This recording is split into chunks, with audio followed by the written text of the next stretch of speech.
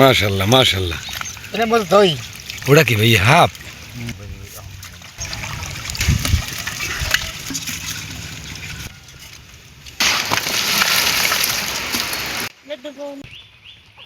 আসসালামু আলাইকুম দর্শক, এত্তেরা জাল ছাড়াইছে আর জাল ছাড়াইছে পরে এই মাছ লইছি। দেখছেন মাছগুলা কি সুন্দর জেতা, মাছগুলা কিন্তু এককালে জেতা। এই দেখছেন গুনশে মাছ আর হইছে যে এই বাইং মাছ, ছোট ছোট বাইং মাছ। তাই আজকে এই যে গুনশে মাছ আর বাইং মাছ দিয়া ঘট কচুর আইন দেখামু ইনশাল্লাহ।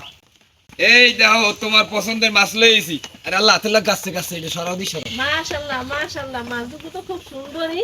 সব জেতা সব জেতা দেখছো। হ্যাঁ, মাছগুলো সব একটা মাছ তো মরে নাই। না। সব মাছই জেতা। না এই বাইং মাছ আছে তো খুব সুন্দর এগুলো। এইটাই তো তোমার সবচেয়ে প্রিয় মাছ। হ্যাঁ, এই বাইং মাছটা খুব ভালো লাগে। এক কাম করো, তুমি এই মাছটা কুটতে দিয়ে লাও, মুই বাজারে যাইয়া ঘটকসু লই এই আজকে মাছটা ঘটকসু দিয়ে রাইন দেখামু। আচ্ছা ঠিক আছে। মাছ দিয়ে কচু রান্নার জন্য কচুটা এখন কুটতে লম।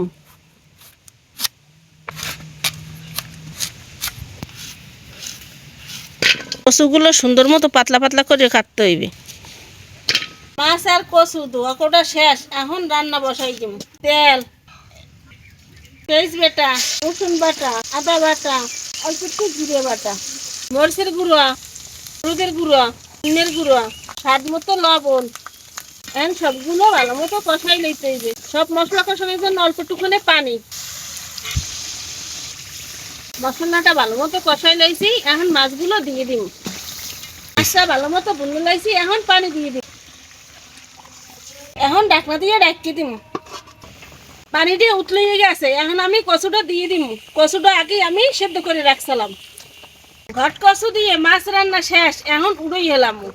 দর্শক, গুনশা মাছ আর বাইং মাছ দিয়া এই যে ঘট কচু রান্না করছে, খাইতে বইয়ে পড়ছি। এখন আল্লাহর নাম লইয়া বাপ পোলাই খামু। কি বাবা তোমার আরো দেবো? দাও রাখবে না। বিসমিল্লাহ। বাবা যে কচুর বিমান মজা লাগে। কচু বেমালা মজা লাগে। হ্যাঁ আচ্ছা খাও, আরো দেবো। দাও।